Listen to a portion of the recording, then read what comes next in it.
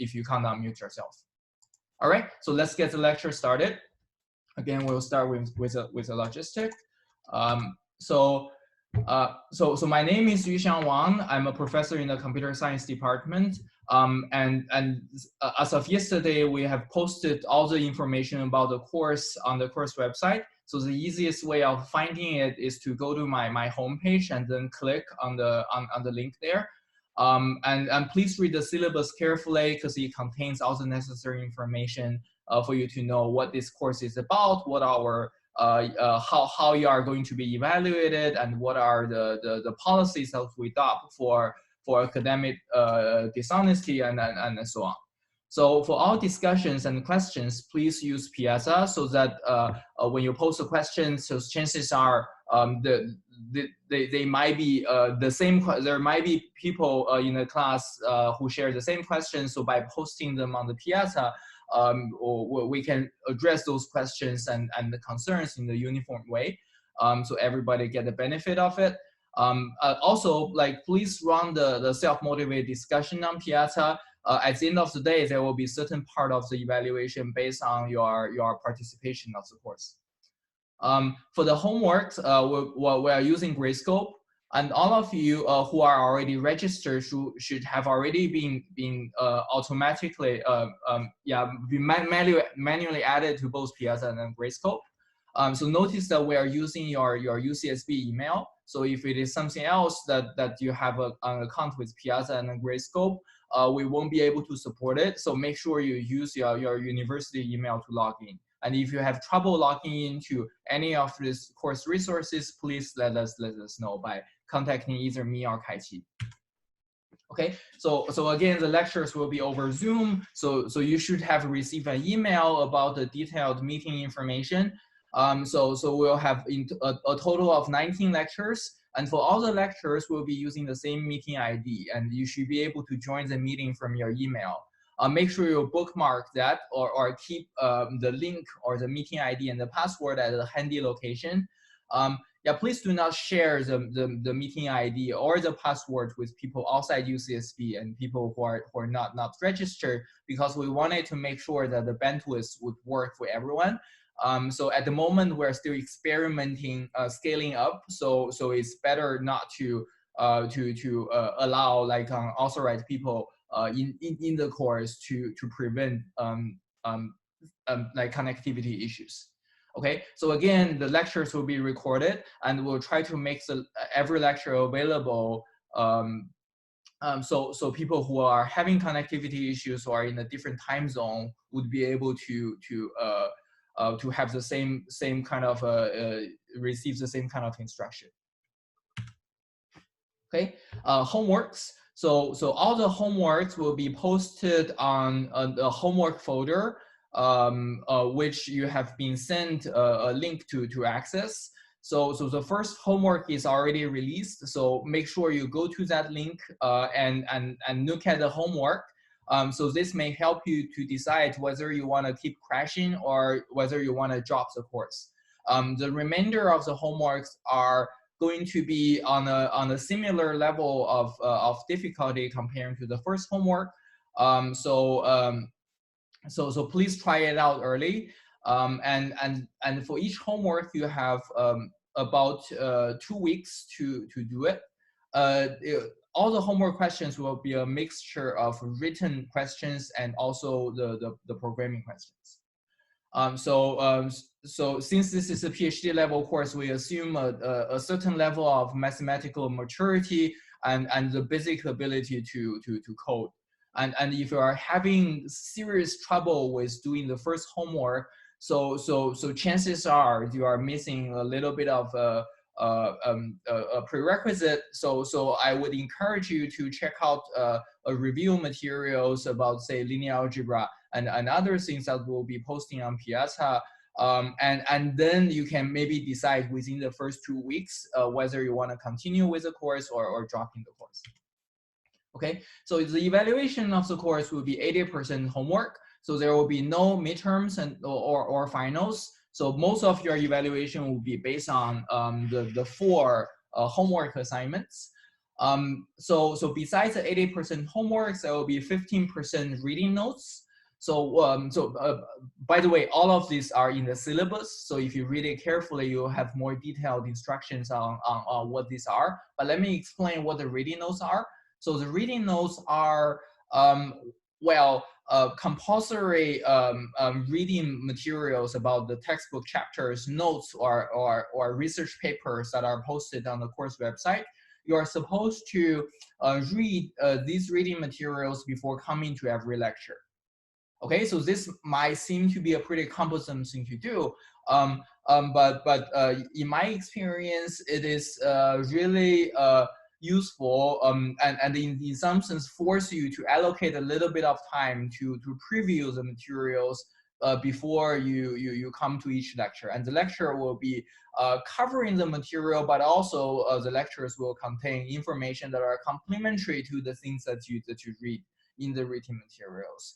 So having read that the materials or not having read the materials will make a huge difference in how much you are able to appreciate every lecture.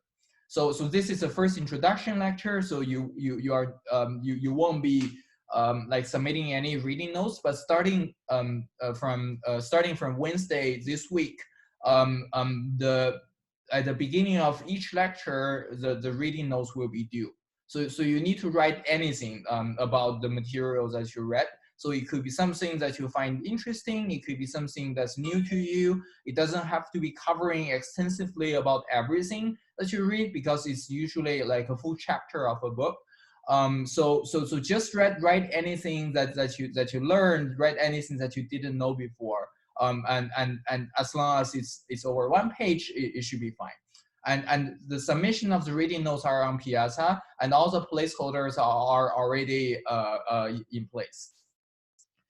So in addition, there are 5% participation score for asking questions in the class, for participating on Piazza, and so on and so forth. So there's some flexibility for me to at my discretion to give like additional 2% of bonus participation score for those who are really very involved in learning and in also helping our peers with learning. Okay, so the forms of the lectures will be a combination of slides and whiteboard. So now that we're remote, it's a little bit challenging for me to do like a whiteboard type presentation by writing things on it. So I'm still waiting for my I guess iPad Pro and Apple Pencil to be shipped. So up to that point, like we'll be primarily using slides, and I'll be able to sketch from a really old iPad. But since I'm using my fingers, it's not going to be a very nicely written fonts. So we'll see a little bit of that later today. So another thing is that we're hoping to produce a nicely typesetted scribe notes that everyone can keep. So there's a bonus 5% for signing up for the scribe lectures. You are able to sign up yourself on the course website with a Google Sheet link. So some of those slots are already like have like a scribes from the previous version of the course. So the workload will be much lighter. So on the other hand, you won't get the full bonus if you sign up to those. And you can collaborate on scribe to scribe lectures. I guess up to 2 or 3 students. There are limited slots, so if you sign up early, you will be able to secure these bonus points. Again, so a little bit about the bonus point. So how we are going to manage the bonus point are as follows. We'll be deciding on the letter grades based on everything except for the bonus score. So then we'll decide the A, B, C, D, and then like the bonus score as serving as an extra security, like for you to add to your baseline score. And if that bumps you up a letter grade, then that's great. But the distribution of the letter grades will be based on the baseline score. All right, so here's the schedule of the course on the course website. So as you can see, it is a whole lot of materials that we're going to be covering in the in this quarter. So we'll start with a basic convex analysis, talking about convex set and convex functions, the corresponding analysis, and then we will move to convex optimization and first order optimization. For people who are familiar with first order optimization, so these are things like gradient descent, stochastic gradient descent, and so on. Okay, so there are a couple of questions. So let me address them now. So are the reading notes able to be typed out, or do they have to be handwritten? So either way, you can handwrite your reading notes. But I think it's probably easier if you type out things, like using either Word or LaTeX. So are there any formats of the summaries? No specific formats, so you can do anything you want. We won't be really be grading your summaries, but make sure it comes out of your own readings, because we're gonna be like eyeballing things. If you just copy directly from somewhere else, then those will be detected. Do homework needs to be typeset or handwritten? Okay, handwritten homeworks are okay. Typeset homeworks are better, like for us to grade them better. All right, so let's continue with the lecture, and Kai-Chi, you can continue to respond to questions on the chat window asynchronously. All right, so besides the first order optimization, we'll also be talking about the optimality condition of a convex optimization problem. We'll be talking about the primal and dual optimization problems, and also we'll go a little bit beyond first order optimization in 2 or 3 lectures to talk about the second order methods, such as Newton's method and interior point method. And in the second half of the lecture series, we'll be moving to a topic called online convex optimization or online learning. So these are a complementary viewpoint of the convex optimization problem, particularly for machine learning. Okay, so these problems are trying to solve. These models are trying to solve the problems where we do not know about the world at the beginning, while we have to make a sequence of online decisions against a sequence of adversary choices. So the adversary will decide online what are the sequence of objective functions that you need to minimize. And then we as a learner, or we as an optimizer, have to do as well as knowing everything, knowing everything in a hindsight, right? So it is a stronger model, but you will see that there's surprisingly more connections to the first order optimization that is not adversarial in nature than you would imagine. And lastly, we will move to certain advanced topics about convex optimization that are closer to the state-of-the-art research. And we'll see like how much time we have for the advanced topic towards the end of the quarter.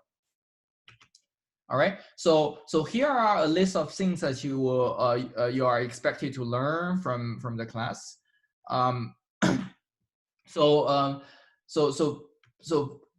you will learn how to formulate problems as convex optimization problems, how to tell whether a particular problem is convex or not convex, and how to reformulate certain non-convex problems into convex problems.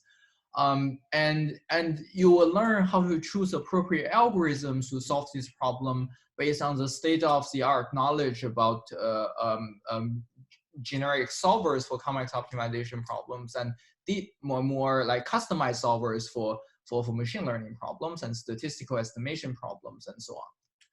You will be gaining a lot of understanding of the theoretical properties of the convex optimization problem, such as convexity, like Lipschitzness of the function, smoothness of the function, and how they affect the final computational guarantees of how easy or hard a problem can be solved, and with how many iterations, and with how much computational resources and so on. You will learn about optimality conditions, and to be able to write down explicitly a set of properties that the optimal solution of an optimization problem will satisfy, and this may help you to characterize the solutions and to understand the property of those solutions. And for many of us in computer science and in ECE in particular, those who are in I guess information theory, in statistical signal processing. So understanding the properties of the optimal solution is just as important as being able to solve the problem in the first place. And then so we'll be gaining some deep understanding about the connection of first order optimization and online learning. So that will be made explicit once we enter the second half of the class. And you will learn how to prove a convergence bounds and analyze the no regret online learning algorithm. Of course, you need to know what is regret. So this is coming from the connection of first order optimization and online learning. And in addition to all these, you will learn something new that's from this offering of the course than previously. We needed to take out some material to make room for this, but I think it is important for us to also learn a little bit about to go beyond the first order optimization algorithms, and learn about second order methods and their pros and cons with respect to the first order methods that's of our primary focus. Okay, so why do we focus on first order methods? Okay, so first of all, like we only have about 12 weeks, and a quarter is I think 10 weeks, more or less 10 weeks, a little bit more than 10 weeks.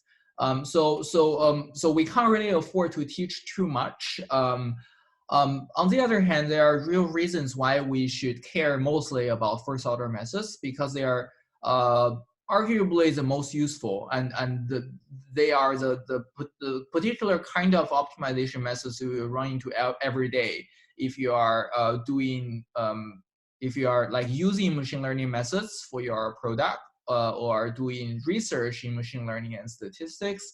And often, like, these methods are extremely scalable, that allows you to solve optimization problem with millions of variables, and often like these millions variables are connected through so a billion training examples.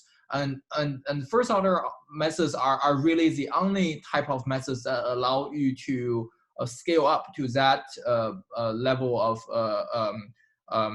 large of a data set. And in addition, if you cared about not really over optimizing your data set to the point that you overfit your data set, then maybe doing one pass, things like stochastic gradient descent, is already information theoretically optimal. So these are the reason why we care about first order methods often a lot more than fancier methods like interior point methods and Newton's method. Another thing is that these methods are closer to the research world, because a lot of the properties of stochastic gradient descent and the finite sum versions, such as all these like different variant version of stochastic gradient methods, so they come with strong theoretical properties that are still being understood. And you see hundreds of papers coming up about these methods every year at the top conferences in machine learning. Okay, so we'll gain more detailed knowledge about this algorithm as the quarter goes along. Okay, so just a cautionary note. So I know that there are many people in a class who are like master students, and there are like a small fraction of the students who are advanced undergraduate students. There are people who are not coming from the computer science background. So many people are from the statistics and mathematics, ECE. So some of you guys are PhD students, and others are not. So despite the full spectrum of different background and different intention of taking this course, so the original motivation of this course is to tailor it to be a PhD level course that prepares you for academic research in the area of machine learning and statistics. So it requires a lot of time and effort to really devote into this course in order to learn as much as what we're hoping to teach. And well, the homeworks are pretty substantial. It requires both problem solving with both mathematics and coding. So for many of you, so this may come at a shock because you've learned coding, you've learned math.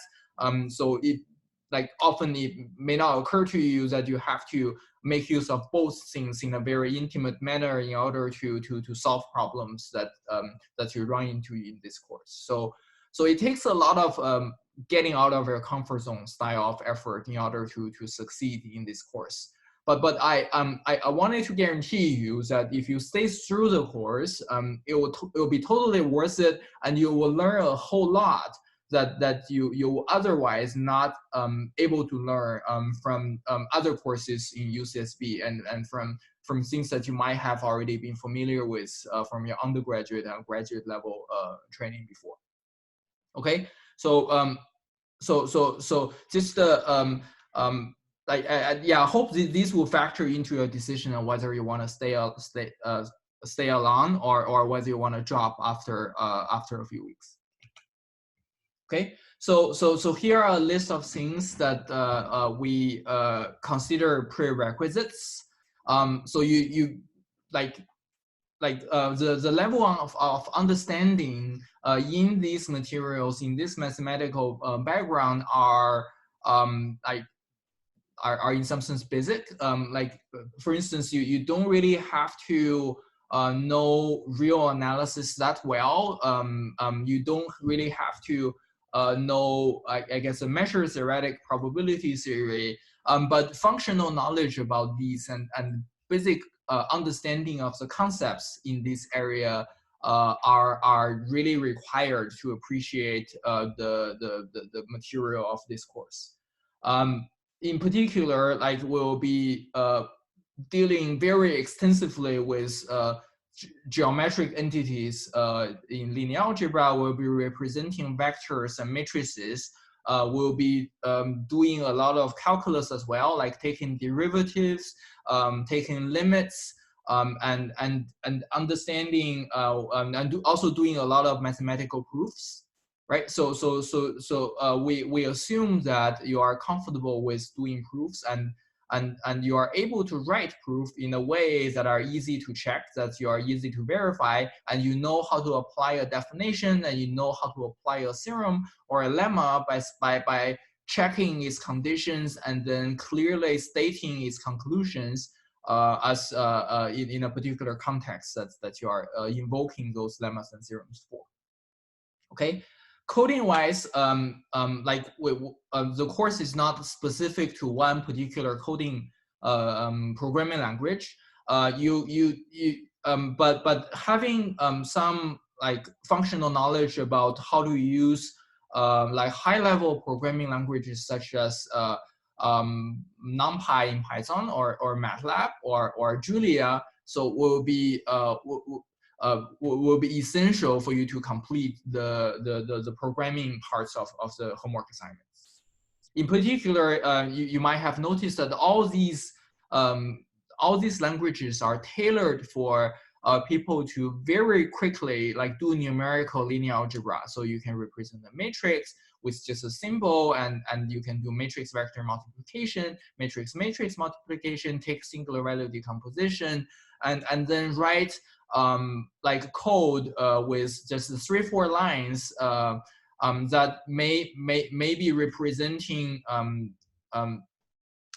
code that's supposed to write everything in native C that will take you 2-3 pages to write. So if you don't know any of these, so I'd suggest you start with NumPy.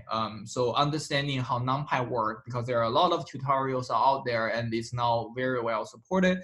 But Julia is really the future, I would say, and it's just a more intuitive and more elegant language to use.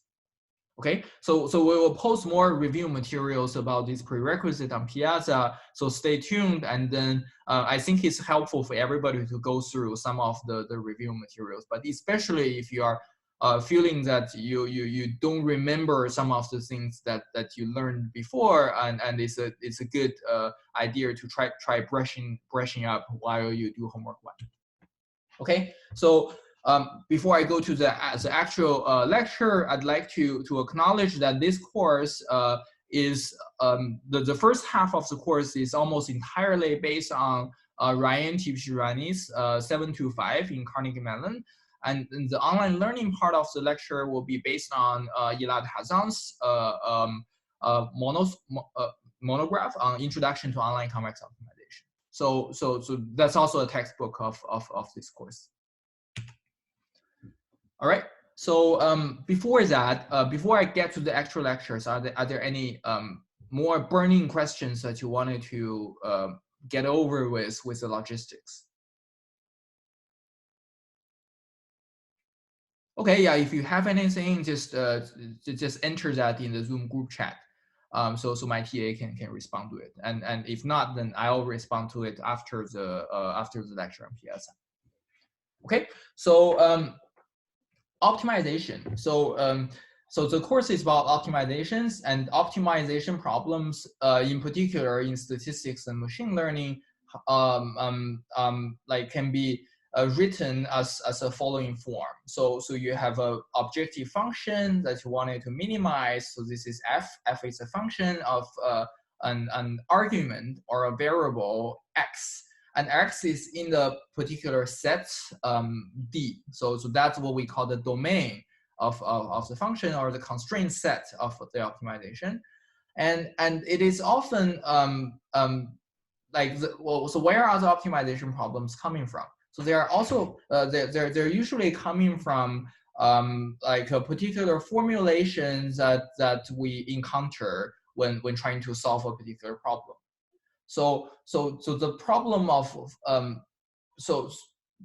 so the first thing that we consider usually when running into a problem is that how we can rewrite the problem and abstract the problem in a mathematical way, so that we can write it in a form of optimization problem. So I argue that most of the problems that we encounter every day can be written as an optimization problem. So some of these examples are things like empirical risk minimization. For those who are familiar with machine learning, you might want to minimize the cross entropy of the sum of all the cross entropy on all your data points, subject to the constraints that the norm of your model's parameter is in a L2 ball or something. So and you can also try to maximize your performance of this course so F might be your performance, and X is the effort that you spend in the course, and subject to your availability of time to allocate for this course, right? So a lot of things can be modeled as optimization problems. There are like so I challenge you guys to try to think of things that are not part of not an optimization problem, or cannot be formulated as an optimization problem. And trust me, it is more difficult to find those examples than finding those that can be formulated as an optimization problem. This course is about once we have this particular formulation, and how do we solve this optimization problem. And along the way, we will learn like why this is a good skill to have, because there are so many different algorithms that we can use, and choosing the right algorithm can mean orders of magnitude less resources that you spend into solving this problem. And it also helps you to be conscious of the constraints when defining this optimization problem in the first place. So let's for now assume that we already have this abstract optimization problem to begin with. So here are a couple of questions that we may consider from this course, right? So we may compare different algorithms, and once we know enough algorithms, we can compare them both theoretically and practically, and in terms of how well they can be used to solve an optimization problem. We can try to get a sense of what the optimal solution looks like, so that we can gain deeper understanding and maybe proving statistical properties or other properties, structural properties about the shape and sparsity and interpretability and fairness of the optimal solution that we hopes to get. And having a detailed knowledge of optimization can also help us to maybe reformulate optimization problems in ways that are tractable to solve.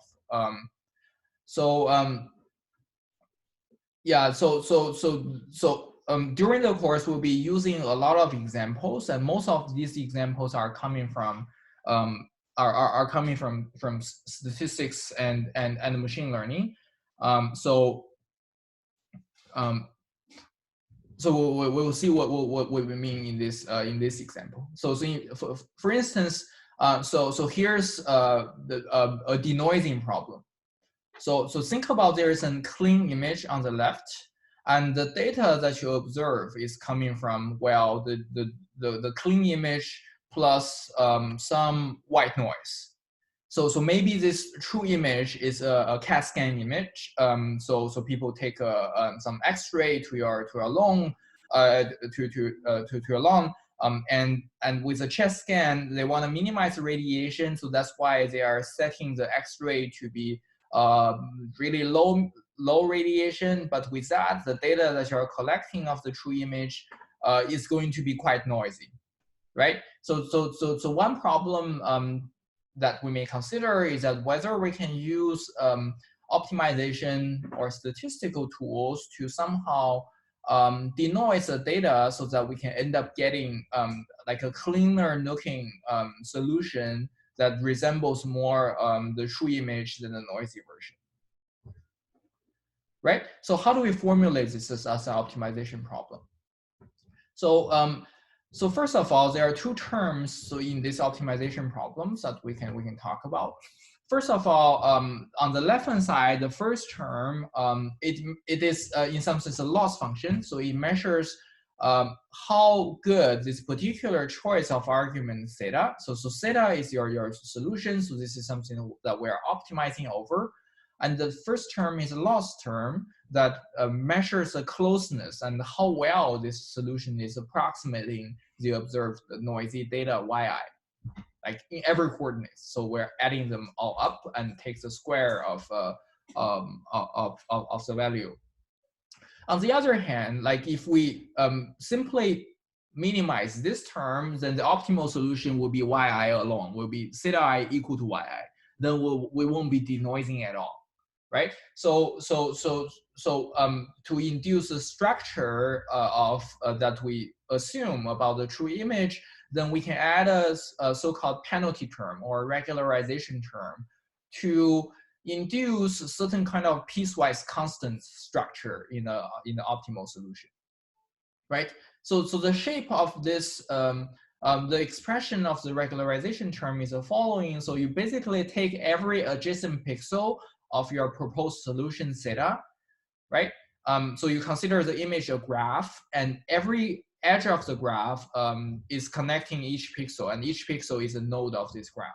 So if you enumerate over all the edges and take the absolute value of the difference between two adjacent pixels and then add everything up, so this is what we call the total variation of an image, right? So solving this optimization problem with an appropriately chosen tuning parameter lambda would allow us to achieve a denoised performance of to get a denoised image that might be more useful to the doctors than supposed to pass the raw data that are very noisy to the doctor to figure out him or herself.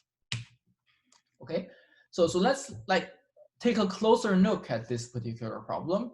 So the solutions that you end up getting with numerical optimization algorithm actually differ quite a bit, right? So there's an algorithm that we'll get to at the end of the class called the specialized ADMM. So this is a particular way of solving this optimization problem using something called alternating direction method of multipliers.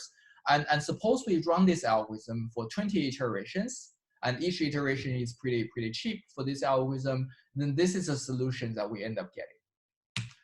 Suppose we use something else. Suppose we use a first order method called a proximal gradient descent. So this is something that's very similar to the gradient descent algorithm that are generic solvers for a continuous optimization problem. And we run that for 1,000 iterations, right? So we can totally do that. And doing this for 1,000 iterations, we end up getting a solutions that are different from the ones that we got from the specialized ADMM, but it also looks pretty good. But we already start to see like some differences between the two solutions on the kind of structure it induces. So chances are, with even 1,000 iterations of proximal gradient descent, we're not yet at the exact optimal solution. Suppose we use something else, right? Suppose we use a different algorithm called coordinate descent. And runs that for 10,000 cycles, and each cycle corresponds to cycling through all the pixels and updating the full image, right? So this is a lot of data passes. So we pass over the data for many times. And this is the solution that we end up getting after 10,000 cycles. Remind you that all these algorithms have like theoretical guarantees, and they are shown to converge to the optimal solution as the number of iterations gets larger. Right, but the final solutions that you end up getting after, say, exhausting your entire computational resources and how much time you are able to spend before you can produce a solution, then they come up with the solutions that have a varying different level of structures and varying different level of suboptimality measured in terms of how close you are from the optimal solution. Okay. So there's another level of complexity here. So because we talked about solving the optimization problem, but what I didn't tell you is that the proximal gradient descent and the coordinate descent, you're actually not just directly solving this optimization problem. So it involves a little bit of reformulation. So essentially, we reformulated this optimization problem into something called a dual form. And that will be an equivalent optimization problem that you can use to construct the solution of this particular optimization using the solution of the dual. Okay, so we're actually solving the dual because the dual has interesting structures that allow these methods to apply, or maybe to apply more efficiently. Or maybe one iteration of this method is a lot faster to compute than suppose you just directly solve it from the primal. Maybe for the primal problem itself, the proximal gradient descent and the coordinate descent, they are not applicable in the first place. But once you reformulate everything into the dual, so suddenly this becomes a problem that you can apply this known package solution to optimization problems that you won't be able to without the reformulation. So what does this mean? So what is the conclusion that we can draw here? Is this saying that the ADMM methods like it's simply better? Is it saying that we should always prefer this? So the answer is really no. So it depends on what optimization problem that we are using and what are our constraints. So different algorithms have different pros and cons, and they arrive in different solutions that have different kind of structures and different level of suboptimality. but maybe the type of solutions that you end up getting, like maybe a lot more cheaply with coordinate descent, is already sufficiently good. Like maybe completing 10,000 iterations is a lot faster than completing one iterations of the specialized ADMM, right? So in particular, in this two-dimensional fused lasso problem or total variation denoising, like we know that for this problem, using special ADMM is extremely fast. It's an algorithm that's custom built for solving this type of problems. It solves structure sub problems that allows the structure to be retained and do not suffer from numerical issues in the structure subproblems. We also know that the proximal gradient descents are slow and coordinate descent methods are slow because like we don't really have the right properties that are needed to make them more appealing for a particular method. And proximal gradient methods is slow in particular because of the poor so-called conditioning of the problem itself. So we'll learn what is a conditioning of an optimization problem, what is a conditioning of a matrix, and design matrix in a statistics machine learning context.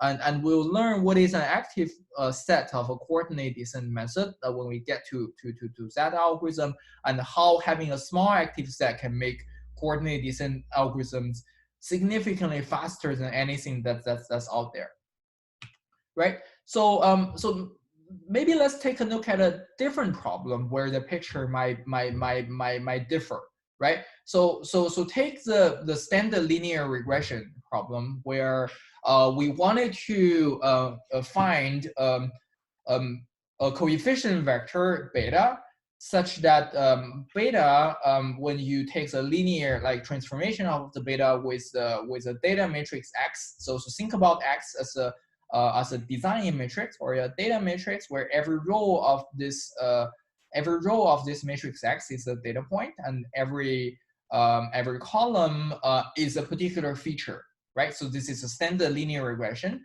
So let's think about the high dimensional linear regression case where you have more like variables, you have more features than you have data points, right? So in this case, the problem is the linear system of equation y is equal to x beta star is not really over-determined problem.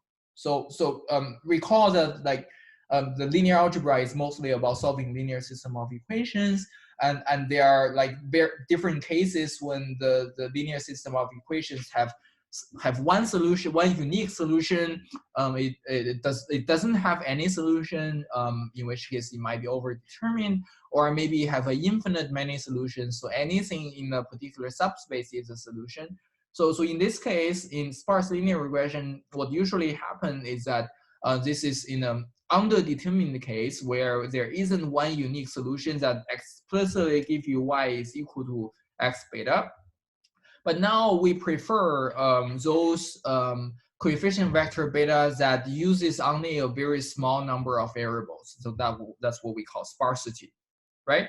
So if beta star is known to be sparse, then we can actually solve for this problem, and they have very nice statistical properties. So this is what we call lasso, and this is also appealing from, say, maybe a data science point of view, because we can come up with like a million features, but as long as only a small number of features actually matter for these prediction problems, then we hope that there is an algorithm that allows us to automatically identify those non-zero coordinates.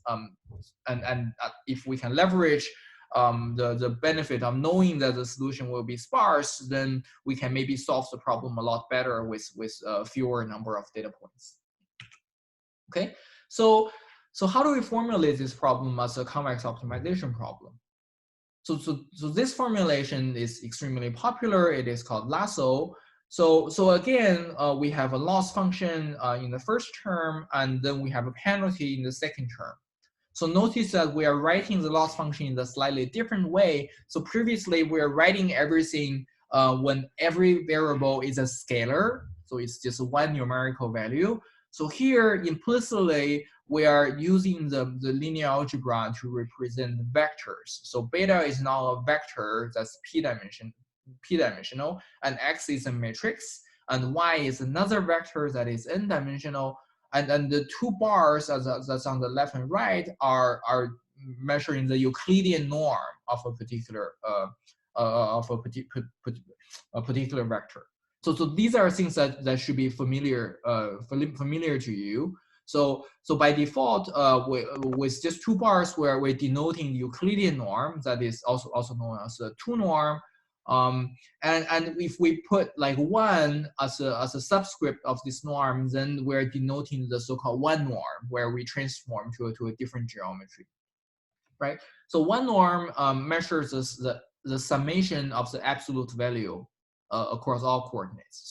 So if you look at the right-hand side of this optimization optimization problem, then the penalty or the regularization term is in the form of the 1 norm. So it's a sum of the absolute value of the current choice of beta. Okay, so you can like solve this problem in many different ways. So one standard way where is that you can actually reformulate this into a generic quadratic program. So we'll talk about the hierarchy of optimizations. So we'll talk about linear programs, quadratic programs, second order Hom programs, I think in a third lecture. But for now, so just note that the QP or quadratic programs are things that they are like off-the-shelf solutions that once you formulate things into a QP, they can be solved pretty efficiently using say Cplex or other like commercial solvers of optimization problems with many variables. Okay, so not only we can solve this after a reformulation, we can also gain interesting statistical insight from of the optimal solution by looking at the so-called KKT condition, the Karush-Kuhn-Tucker optimality condition. So this allows us to check, say, what are the variables without even solving the problem, to know what are the variables that are likely to be selected as a non-zero element of the optimal solution, and also like when Y is coming from a particular statistical model. And there exists like a true, the ground truth vector of coefficients, and how likely are the optimal solution recovering the same like non-zero elements of the unknown ground truth to begin with, and how much better and we can also use like the structure of the optimal solution to control and to bound and provide theoretical guarantees about infinite sample, what is the corresponding predictive performance of using the optimal solution of this optimization program comparing to the Oracle version, where you know the true beta zero to begin with. Like if you can replicate more or less the same predictive performance, and that is a theoretical guarantee about like to what extent you have learned from your observed data. Okay, so like I said, we can use it to report recover the so-called support.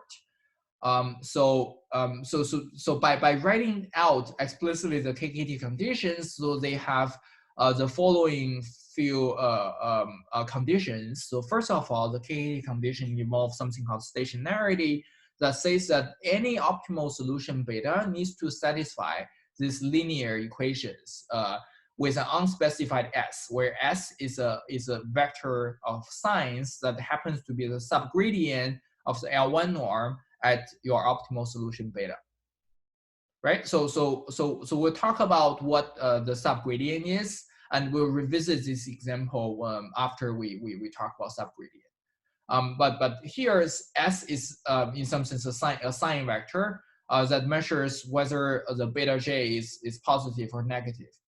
And with this KKT condition, then you can already see that there are a lot of structures that are encoded in this KKT condition. In particular, if we know that the beta is strictly between -1 and 1, then we can we can use it to then we can use it to argue that the corresponding yeah, if we know that Sj is between 0 and 1, strictly between -1 and 1, then that certifies that beta 0 needs to be 0. So that allows us to prove that a particular variable, without even solving the problem, that is going to be 0 in the optimal solution. Okay, so this is called a screening rule for lasso. And using this screening rule, sometimes you can solve the problem a lot faster and also gain like theoretical understanding about the solution.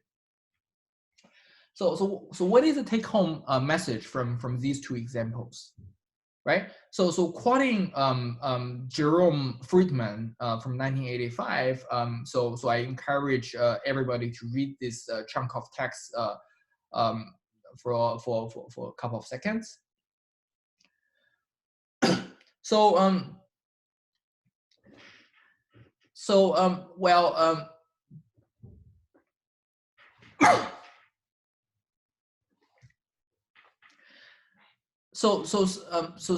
sometimes like simple methods like coordinate descents and more complex algorithms like specialized ADMM, they're not necessarily one is better than another. So a lot of it actually depends on the specific structure of the problem, and it also depends on the implementation of the particular algorithm. Right? So a poorly implemented algorithm will not get the most potential out of an algorithm on each particular problem. For instance, there might be implementation that takes into account of the sparsity, whereas that's possible in, say, coordinate descent. And if it happens that we know with either gut feeling or if we know that we just want a very sparse solution, and we're interested in that regime of the regularization parameter lambda, then using coordinate descent can actually be significantly faster than using the more advanced optimization algorithm. So that's really the case, and in the case of Friedman, as he put together a coordinate descent solver, and I think he actually uses Fortran to implement that algorithm. So numerically, and it runs extremely fast in the assembly code, and that allows the algorithm to go over millions of iterations, while like more advanced solvers, such as those are generic solvers like quadratic programs, like discipline convex programming, like more generally. So even though we can reformulate the lasso problem as a QP, so it still makes sense to design specialized solvers if there is a need of solving this problem again and again and again. And sometimes simpler solvers can actually be significantly faster in practice due to the special structure of the problem itself. Yeah, so that is another reason why we have the joint focus of math and programming in this course. So we get so we'll get to the detailed implementation of each algorithm, and we will know what is a good and bad way of implementing things. And only when we are able to take into considerations all these desiderata, when we can really get to the state of the art and then come up with the best solvers that are possible to solve the problems that you encounter in your research. Okay. So at the central position of the course, at least mathematically, is a concept of convexity. Okay, so so historically, like before convex optimization becomes such a popular subject, like convexity is around for a long time, but historically in the optimization community, people are thinking of splitting easy and difficult optimization problems by classifying whether something is a linear program or not a linear program. For instance, Lasso is not a linear program, right? So this is the case for various reasons. First of all, like before large-scale computing become prevalent, it is difficult for people to even solve linear programs, and a lot of things needs to be represented in the discrete space, and a lot of the corresponding relaxations happen to be linear programs. Increasingly, however, so when the computation becomes more and more available, people suddenly realize that there are a whole bunch of nonlinear optimization problems that are just as easy to solve as linear programs, and sometimes a lot easier to solve than linear programs, like in general. So in that sense, it is a better like a split of the easy and difficult optimization problems in general are convex and non-convex problems. So you can remember this way. The convex problems are the family of problems. It's arguably the largest family of problems that we know of polynomial time solution generically when the number of constraints and number of variables are computable and representable in polynomial time. And non-convex optimization problem is more on a case-by-case basis. Okay, so this is also the reason why we'll be focusing on convex optimization, because there are a lot of things that we can cast as convex optimization problems, and there are concrete algorithms that we can state, and we can analyze their computational properties. So the two textbooks that we will be using for this course are Boyd and Vandenberg and Tyrell Rockefeller. So the BMV book, the Convex Optimization book, is freely available online, and it is a primary textbook for this course.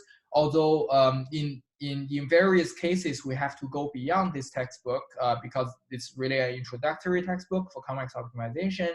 And when we get to subgradients, when we get to proximal gradient methods and the operator point of view of those algorithms, we have to go beyond that. But it is really a very nicely written textbook that at some point you should read from back to back, especially the first couple of chapters.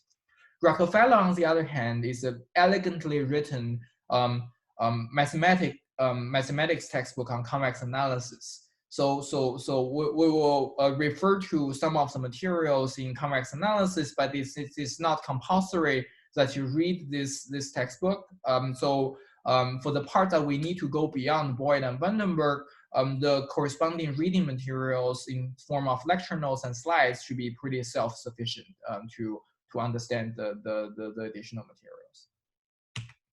So at the heart of convex analysis, there are sets and functions that are said to be convex. To begin with, a convex set are those sets where like they are like the roundish type shape. So on the left-hand side, with this hexagon, it is obviously convex, and on the right-hand side, you have a more kidneys looking shape. Then I argue that it is not convex. So more formally, the definition of a convex set is that for any two variables or for any 2 points x and y in this set C, if you take the interpolation of these two, if you take the linear interpolation of these two by drawing a line segment between these two, if the entire line segment is connected, is contained in the convex set C, then we say that this set is a convex set. Okay, so it's intuitive enough. So you can always do this test as long as for any 2 points, you can prove that the entire line segment connecting these two are inside the convex set, inside the set C, then we say that this set is convex. Related to this, we say that a convex function f, we say a function f is convex if within the domain of this function f, so this domain is the set, the subset of the vector space R to the n, where f can take an argument from. If within this domain, if you take any 2 points x, y from the domain, the evaluation of the function at any point that's in between x and y, again in the line segment between x and y, and you evaluate f there, and that serves as a lower bound of the linear interpolation of the function itself with the same t between 0 and 1, then we say that this function is convex. Right? So one way to remember convex set and convex function is to just draw it, right? For convex set, once you draw it, then you know precisely what this definition is about. And for convex functions, basically just draw like a quadratic function in a bell shape, and then draw this line, so you know the direction of this inequality. Right? So what is required is that if you take any interpolation of x and y, so that line should sit above the evaluation of the function itself. Okay, so with that set, with a convex function and convex set, here's a generic formulation of any convex optimization problem. You can write a convex optimization problem as following, with a minimize an x inside a convex set D of this function fx subject to 2 different types of constraints. The first type are inequality constraints, and the second type are equality constraints. Okay. And let's say that all these functions are well defined. So this set D is the intersection of all the domains of this function. So if in addition that this optimization problem satisfies that all the functions that are involved, f, gi, and hj, all the functions that are involved are convex functions. All the f and g's are convex functions, and hj are in some sense linear functions. Like, let's define this more generally because it's not a homogeneous linear function. In this course, we'll be calling this affine functions. So if all the f and j's are f and g's are convex and h's are affine, and we say that this optimization problem is a convex optimization problem. So so we'll get to more details about defining convex optimization problems and give examples by converting things in the standard format in the subsequent lectures. Like, to build a little bit more intuition, so we talk about local minima and global minima.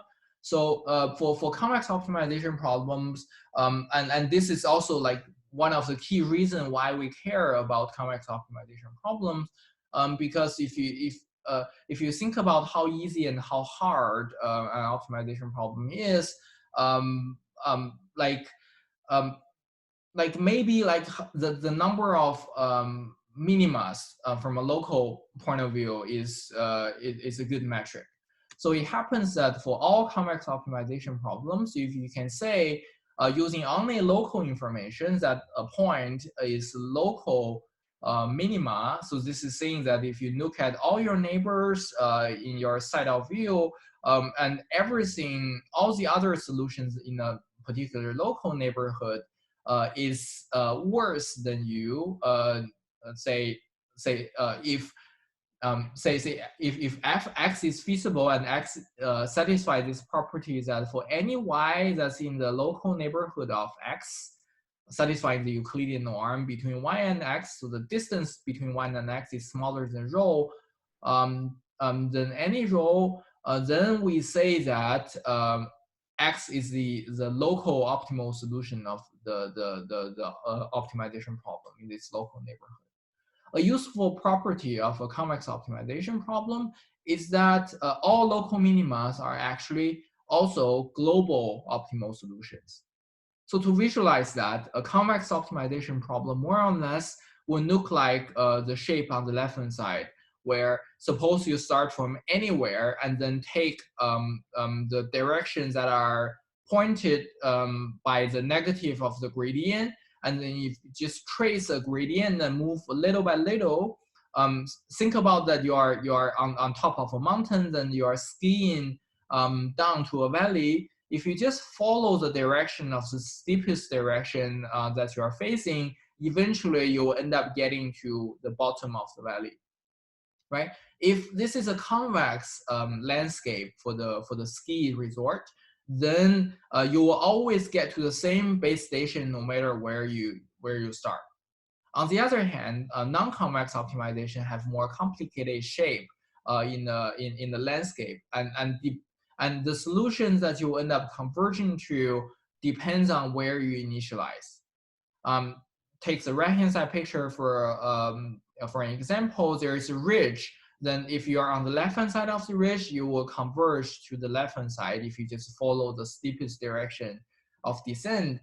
But if you're on the right-hand side of the ridge, then you will end up moving towards a very different location. So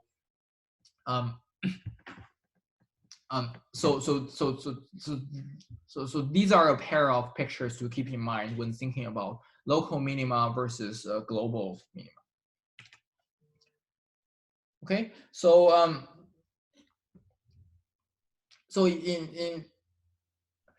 in summary, so one of the reasons why we care about convex optimization problems, and also part of the reason why a generic convex optimization problem can be solved efficiently with polynomial time algorithm, is precisely due to the fact that for convex optimization problems, all local minimas are actually also global optimal solutions. So quiz to all of you. So are solutions unique for convex optimization problems? Are there convex optimization problems that you can construct that have more than one local minimum? And what are the properties that are present for those local minima? So think about this problem offline, and then like maybe you'll have a little bit of fun dealing with this problem in the homework and in the subsequent parts of the lectures. Okay, so so let's see. Okay, so let's spend the I guess next 5 minutes. So let me try sharing the whiteboard with you, so we can maybe prove from first principle these interesting and special properties of why any local minima are also global minima. All right. So meanwhile, like we'll make sure that the technology will work. This will serve as a test that the whiteboard that I set up can actually be seen by all of you. Okay. Let me try sharing this from cable. All right.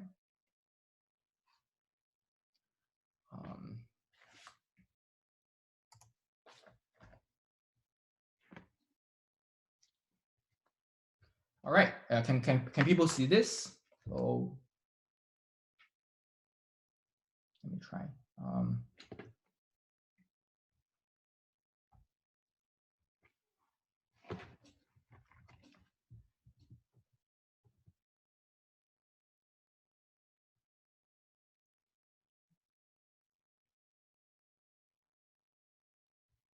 Okay, good.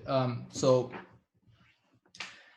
let's try to prove that all local minima are, yeah, sorry, I don't have an Apple Pencil, so that I'm now like really using like a really old like capacity pen to write on the very small screen of a legacy iPad.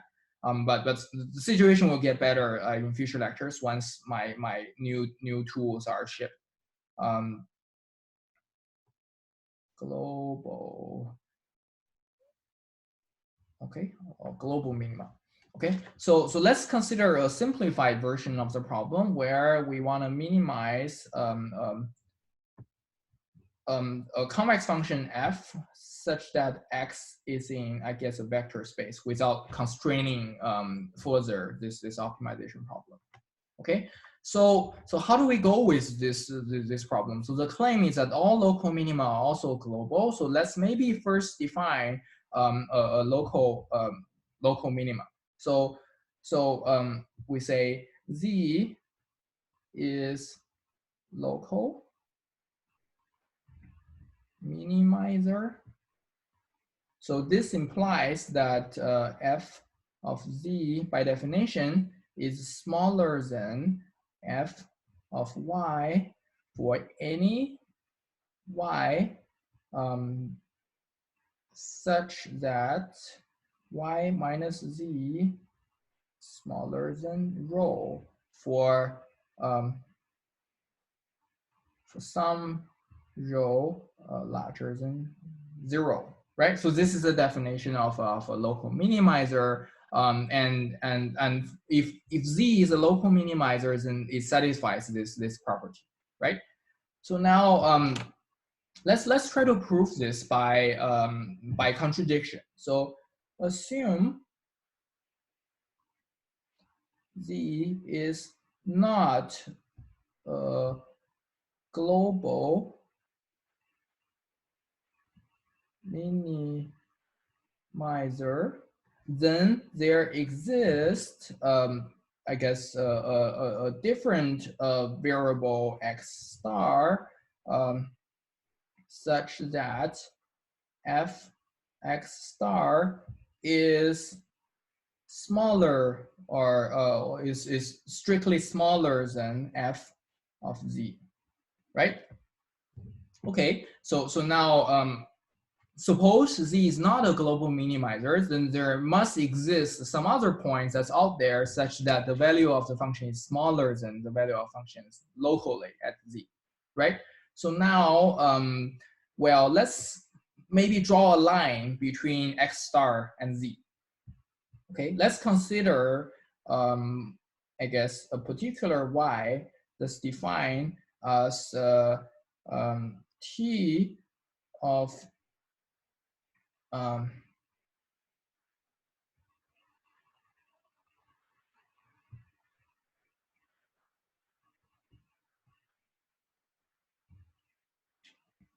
okay, yeah, let's maybe do it the other way around.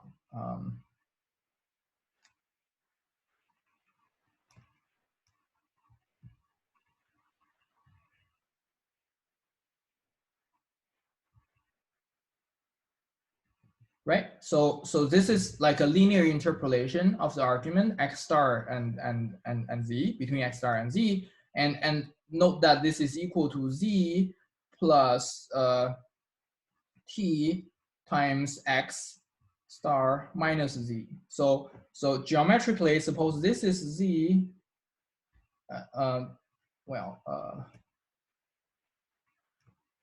this is z and this is x star, and this is saying that we are moving towards this direction from z to x by a little bit with a step size of t. So this is y.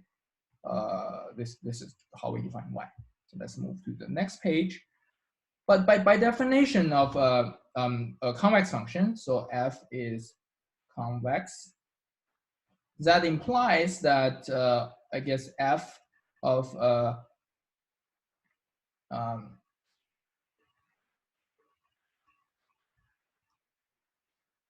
1 minus t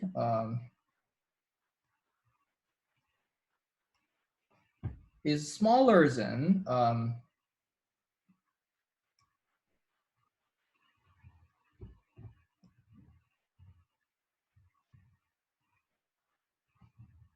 right. Now choose t such that t is smaller than rho. So recall that in the previous page, by the definition of z being a local minimizer, there exists some rho that are non-negative such that there exists some y inside this ball. For all y inside this ball, then fz needs to be smaller than fy. However, now that x star is a global minimizer, that's why fx star fx star is smaller than f of any point that's inside y, and also like by the definition of local minima, fz is also smaller than f of y, right? So notice that this is a strict inequality.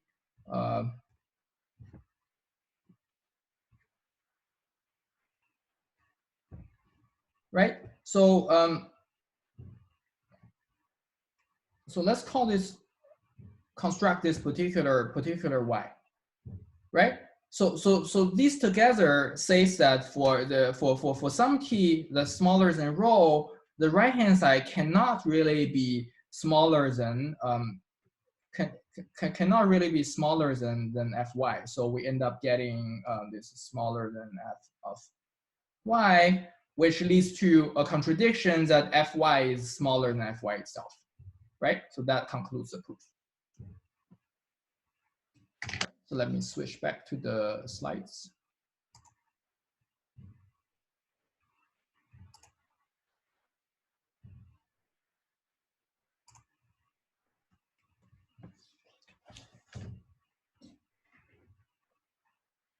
Yeah,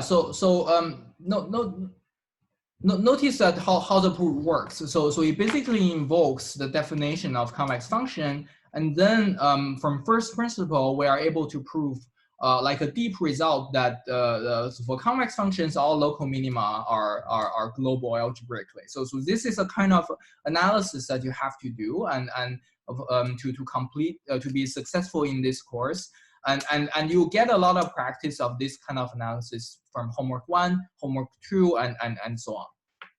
Yeah. So it will not be just applying the definitions. There will be a lot of other tricks that we learn, like how to scale up the calculation so we can prove something that are more interesting than and more intuitive, like with 1 or 2 lines of logical deduction. Okay. So in the remainder of today's lecture, I think I have about 20 to 25 minutes. So I'll start on talking about convex set and convex functions with more details and give examples. Okay, so hopefully we can get through the convex set, and then we'll leave like some of the convex functions to the second lecture onwards on Wednesday. Okay, so let's revisit the definition of a convex set. It basically talks about a linear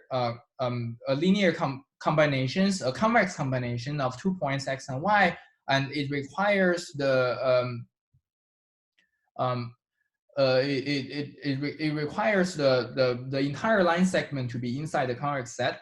So you can generalize this definition by saying that any convex combination of an arbitrary set of points needs to satisfy that the whole thing needs to be inside the set, right? So with this we can define an operator called a convex Hall, right? So a convex Hall of a set says that for any given set, then we can find the smallest convex set that contains this set C. So this is denoted by CONV with bracket C, right? So for the example that's in the slides on the right hand side with this kidney shape, the convex Hall of this set would be adding like a line that just fill in the little gap. So you have a straight line at the bottom so that everything becomes convex. So that would be how you get a convex Hall of this arbitrary set. So of course, the convex Hall of a convex set itself is a convex set. So this is something that we can end up using. So now let's talk about a few examples of a convex set. So first of all, there are trivial ones. The empty set is trivially a convex set because it satisfies the definition. And the singleton point in a vector space is a convex set because the convex combination of itself is always the same point. Line segments and also straight lines are trivial convex sets. Again, by checking the definition. So there are a few things that are good to remember by heart. So first of all, the norm ball is a convex set for any radius r. So any norm, like Euclidean norm, one norm, p norm, nuclear norm, and any of your favorite norm. So it defines a set that are inside the ball. So think about like a football or something that centers at 0 and then it has a particular shape. Hyperplanes are balls. So these are, say, a generalization of a line in a vector space. So for any vector A transpose X equals to B, it defines a particular plane, a hyperplane in the vector space. So apparently, so this is a full space if we do the rotation, and that's a convex set.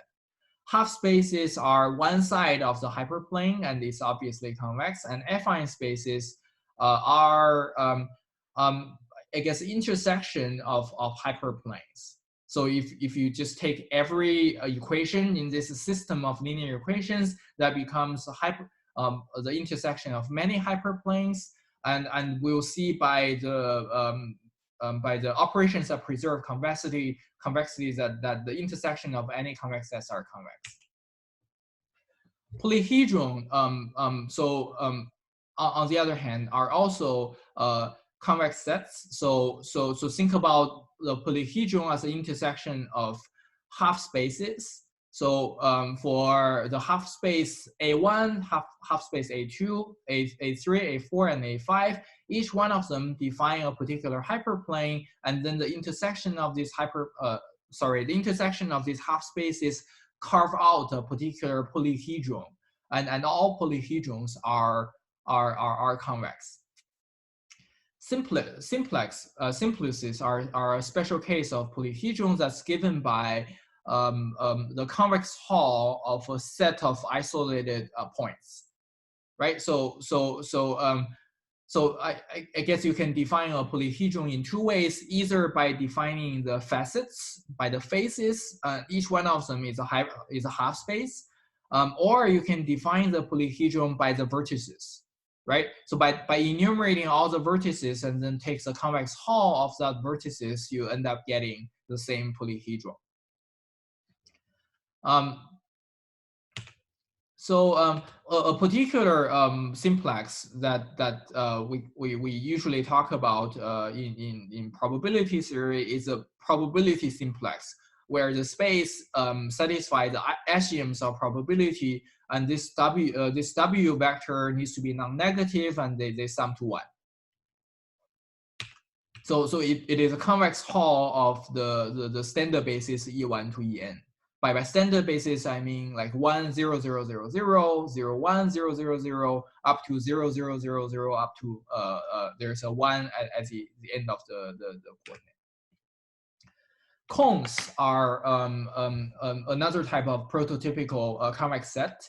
So a cone satisfies that if you take any non-negative scaling of the point inside the cone, then it remains in the cone.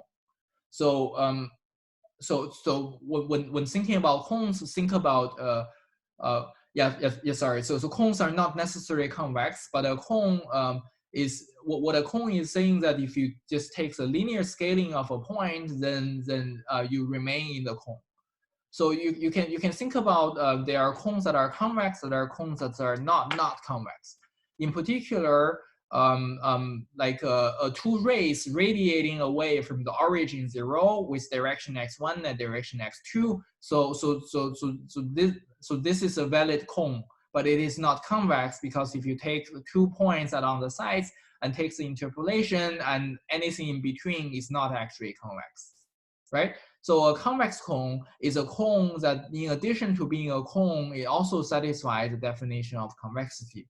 And you can summarize to the two property and then redefine the convex cone as those such that if you take any non-negative combination of points inside a cone, that you end up getting another point that's inside the cone. The conic combination of points of x1 to xn are any non-negative combination of points, and the corresponding conic Hall, much like a convex Hall, which tries to find the smallest convex set that covers all these isolated points. A conic Hall of a convex set is about the smallest cone that collects all conic combination of everything. So we denote this with cone brackets and put a convex set into it. So let's talk about a couple of example of convex cones, because the concept of cones are actually very important. So to begin with, we have the normal cone and the norm cone, and the norm cone is defined by a particular norm, right? Recall that a norm being smaller than some scalar is a convex set, and the norm cone is defined as the concatenation of the vector x with a particular non-negative scalar t. Right, and in this extended coordinate space, when x norm is smaller than t, then this is what we call the norm cone, and when the norm is a Euclidean norm, then this is what people call the second order cone. So let me visualize this in a on a board, so we gain the intuition about what this.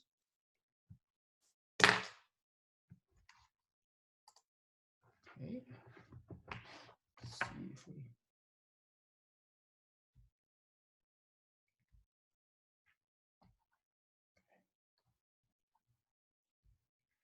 Okay, so let's consider a two-dimensional space. So the conic cone is x comma t such that norm of x is smaller than t, right? So this is a definition of a norm cone.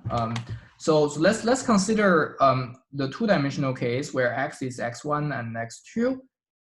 Okay, so we can draw x1 and x2, and the third coordinate is going to be like the z coordinate is t, right? So what a conic cone is that when t is 0, so only 0 is inside this cone. When this t is at here, then all the I guess all the points that are inside this region are a subset of this this cone. So you can go higher and then talk about this.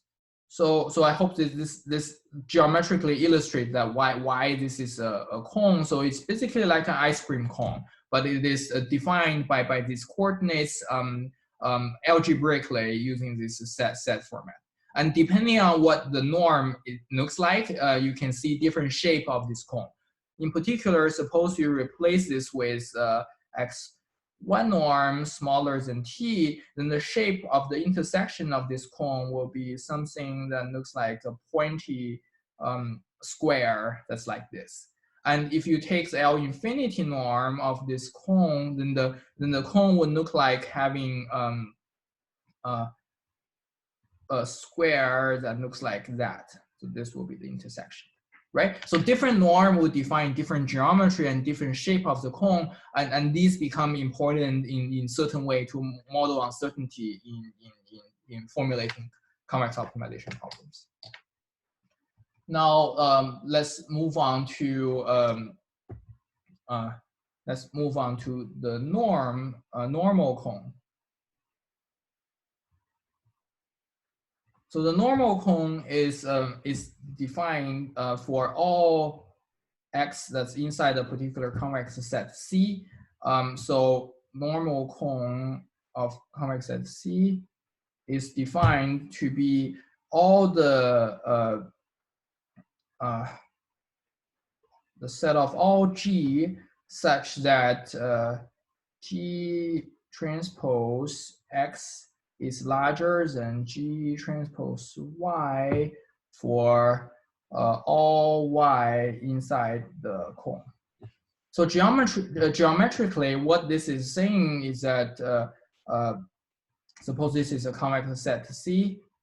Geometrically, what this is saying is that if X is on the boundary of this convex set, then the set of the normal cone contains a normal direction that are cutting this boundary of the convex set. And say suppose you are here, then suppose you are here, then they are. So this is normal. This is also perpendicular. Then this is a corresponding normal cone when X is chosen to be here. C of X. Okay, and when X is chosen to be outside this convex set C, then the normal cone is an empty set. And suppose X is inside this. Suppose X is inside this convex set C. Then the only G that satisfies this property is G equals to 0. Right, so that's an intuitive geometric understanding of a normal cone. So notice that this is always a cone, and the understanding of this normal cone is instrumental in convex analysis, in defining coming up with a different representation of a convex set. So in fact, the set of all normal cones with all the given X on the boundary characterizes the convex set just as so it becomes like a dual definition of the convex set from the convex analysis point of view. So let's switch back to the lectures. Okay, so there are other cones like positive semi-definite cones, which is a collection of all positive semi-definite matrices. If you don't know what positive semi-definite matrices are, so they are those symmetric matrices where all the eigenvalues are non-negative. So if you don't know what this is, and if you don't know what I'm saying, maybe you need to brush up your linear algebra. So other properties about the convex set is that for any two convex sets that are disjoint, there's always a hyperplane that separates between them. So geometrically, this is like very intuitive to understand, but this is like one of the most fundamental results from a convex analysis when you go to an abstract space. Another intuitive theorem about convex sets are so-called supporting hyperplane theorem. So at any boundary point of a convex set, there is a supporting hyperplane that cuts through that point with a normal that are pointing towards the normal cone. So you can always construct a supporting hyperplane that just cuts through the point without containing anything, which says that the entire set is on one side of this one side of this hyperplane. In other words, it is contained in the half space that's defined by this supporting hyperplane. So both these theorems, the supporting hyperplane theorems and the separating hyperplane theorems, have partial converses that says that well, under certain conditions, so if such a hyperplane exists, then if such a separating hyperplane exists, then the two convex sets are disjoint, and I leave more details to be read directly from the section 2.5 of the textbook. So so far we've seen many examples of convex sets, and there are more like structured way of constructing convex sets from other convex sets. In particular, taking the intersections of convex sets are always retain the convexity, and doing the scaling and translation in some sense the linear transformation of the convex set will remain convex. More generally, if you take an affine image of a convex set, say f is a function of ax plus like ax plus b, and you are doing the same kind of function application to every point in a convex set C, then you end up getting a new set, and this new set is shown to be a convex set. And what's perhaps a little bit less straightforward is a pre-image. So f might not be a invertible function, but we can still define the f inverse as a so-called pre-image.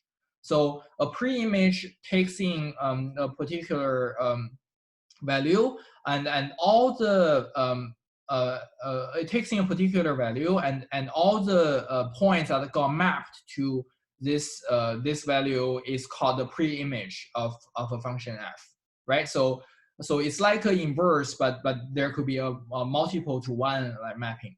So when we substitute this entire set into this pre-image, so this is a collection of all points such that f of that point ends up being inside this set D, right? So that defines a set of X itself.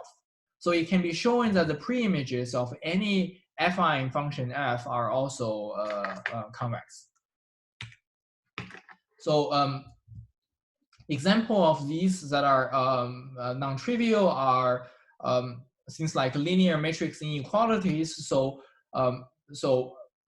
when we are given like fixed matrices A1, A2 to AK, and we're considering a variable x in R of k that is a coefficient that takes the linear combination of these matrix inequalities, and notice that the left-hand side and the right-hand side are related by the Curly inequality. So this is so-called semi-definite ordering, saying that if B subtract everything that's on the left-hand side is positive semi-definite, meaning that all eigenvalues are greater than 0, or not smaller than 0, then this linear matrix inequality is actually defines a convex set of x1 to xk. So this is the instrumental inequality to define the so-called semi-definite programs. Right, so you can prove this either from first principle or invoking the definition of the pre-image of a convex set. Okay, so there are more operations that preserve a convexity of a convex set beyond just affine transformation. So you can define the perspective images and pre-images where you have this additional normalization by Z. So think about this as a camera. So you are taking the camera, using camera to capture the 3D world, and then the image of the 3D world got projected to a particular 2D plane. So that's one example of the perspective image. And actually by doing that, that preserves the convexity. Because that makes sense, right? So if you are taking the image of a convex body, no matter which direction that you're pointing at it, the 2D image that you get out of that like should intuitively be convex. So again, this is something that you can prove from first principle. And what's less intuitive is that the pre-image of any objects in 2D plane, if you reproject it back to the 3D domain, remains like a convex body.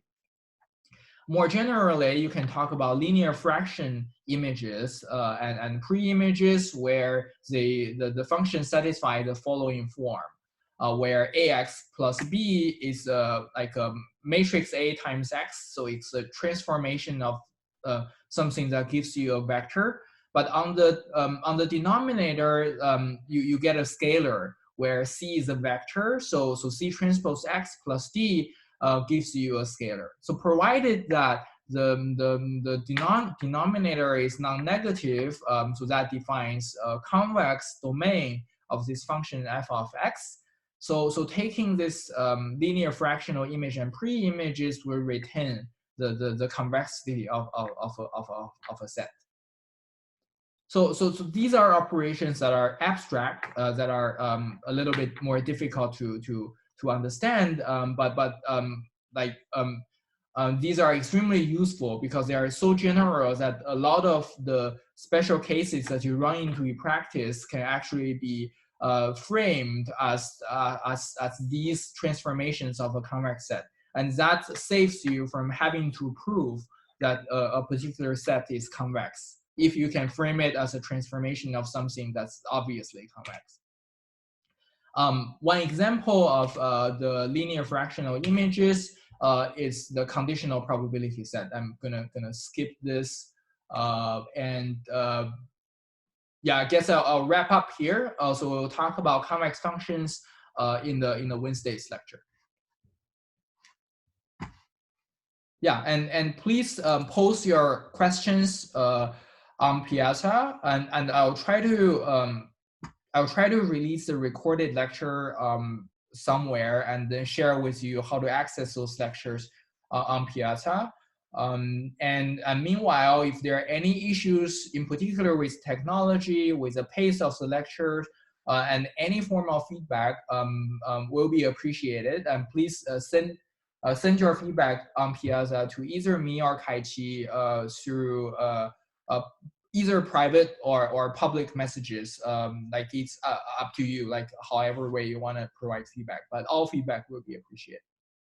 Yeah, thank you so much, and we'll resume on Wednesday.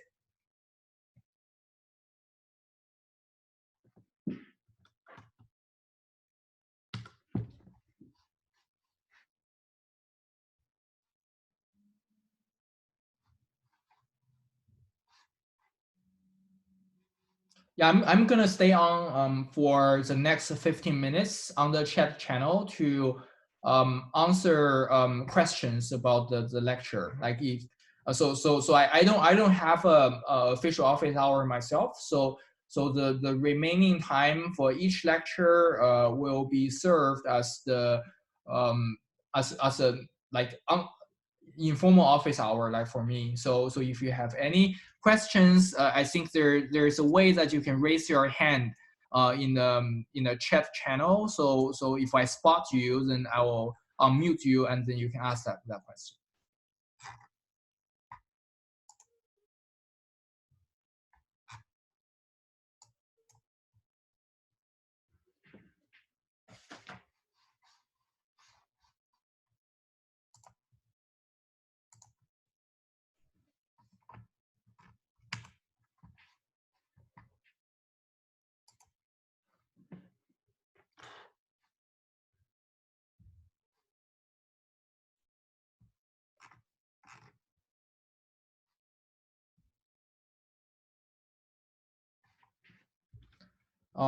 Yes, there's a question. Are homework reading summaries and scribing all submitted through Grayscope? The homeworks and reading summaries are submitted through Grayscope.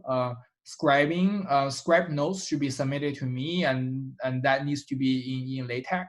If you're editing directly from the notes from the previous year, like make sure you also send me a highlighted notes about which part are now different, and what are the typos and other errors that you spotted from the previous year's note.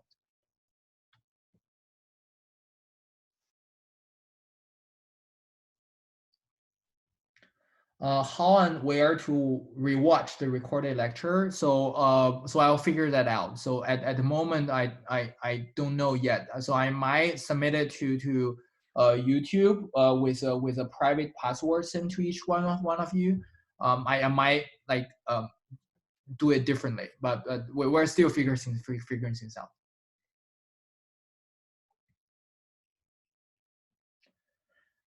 Yeah, there's a question about the definition of a generic convex optimization problem. So this will be intuitive when you read the textbook. But yes, GI and HI are simply extra constraints.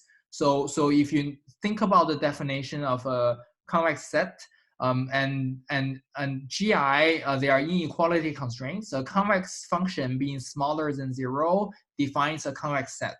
And Hj are affine functions. So as we talk about, the hyperplanes are actually a convex set. So all those Gi and His provide a set of convex set, and writing them all together gives you the intersection of convex sets, so they remain convex.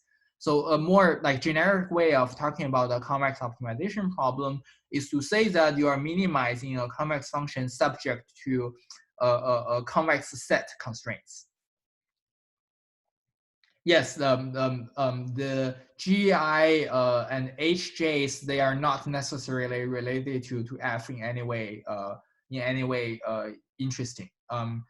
Usually, like, it matters if you take the domain of this function to be the same, or else you have to take the intersection of the domains of these functions.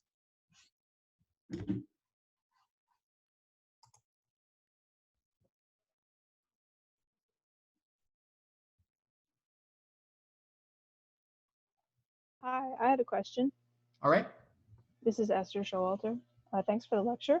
Hi, Esther. I was wondering if you could give us some examples of what is not a convex optimization problem, or point us towards where to start looking around that. Okay. Yeah. So so if you have a convex optimization problem, instead of minimizing it, maximizing it will give you a non-convex optimization problem.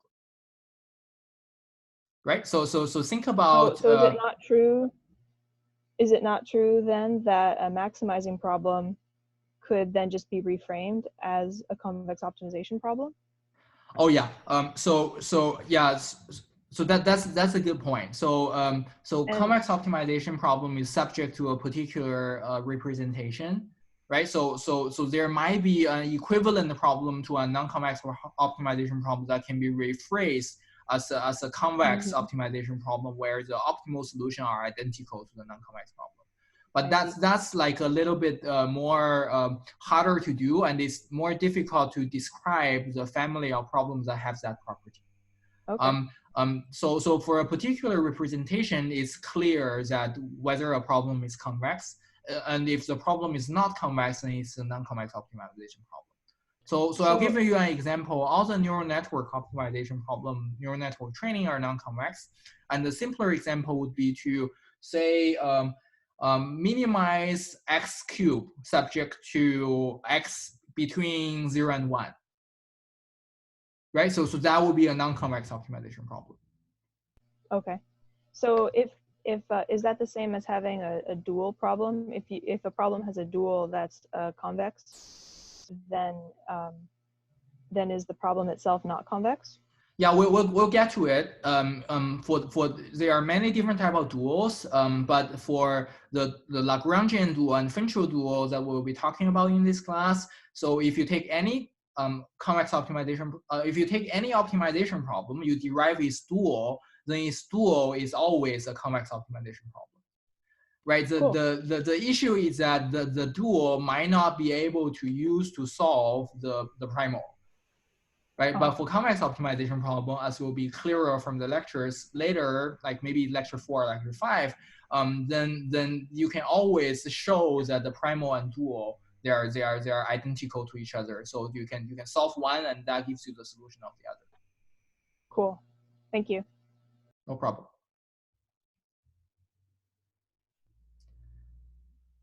So there's a question about crashing the course. Getting approval code, you need to send an email to Karen, who's our graduate student advisor in the computer science department. So now that you come visit her office in person, Yeah, please just write her an email, and she should respond pretty quickly. So notice that notice that the course is already like above capacity, so we may or may not be able to accommodate more people, but I do expect that there will be a few students dropping out. So if you keep crashing the course, so you should be able to get officially registered.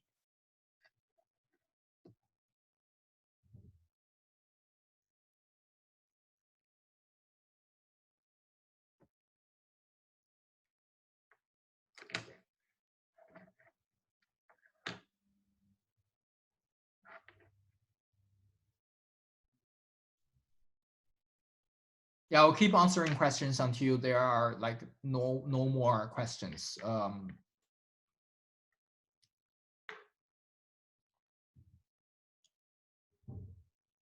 Yeah, if you are done, just feel free to just log out.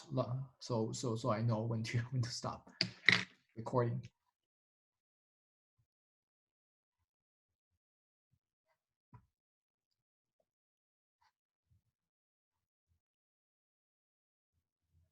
Okay, Qi, I have a question for you. Like, are you able to mute or unmute people, or? Let me have a try.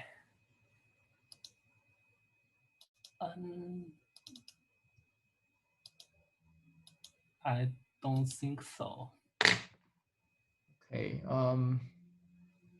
So also, are you able to raise your hand? So I wanted to make. Okay. Yes, I can. Okay, that's good. All right. Yeah, I'll figure out how to add you as a co-host, so we can run this more efficiently.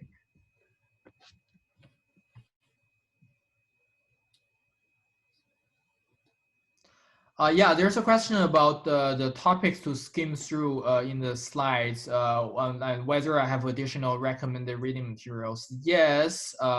So the materials at the end of every lecture are the reading materials that you can go through. Also, the reading materials are on the course website. So make sure you refer to the corresponding book chapters or the papers or notes that are referred to there. And another place for the specific thing that I talked about in the lectures are the scribe notes from the previous year. So all those that applies are already on this year's website.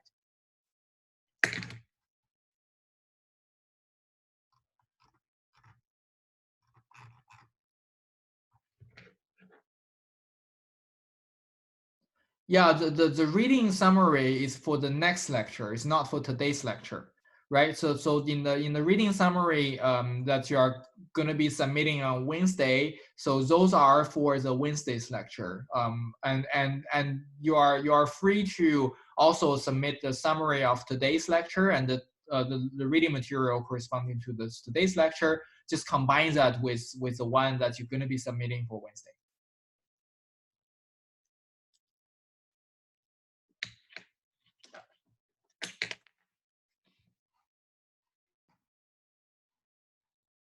All right.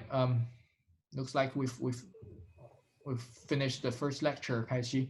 Yeah, thanks for the work, and thanks for sitting through this again.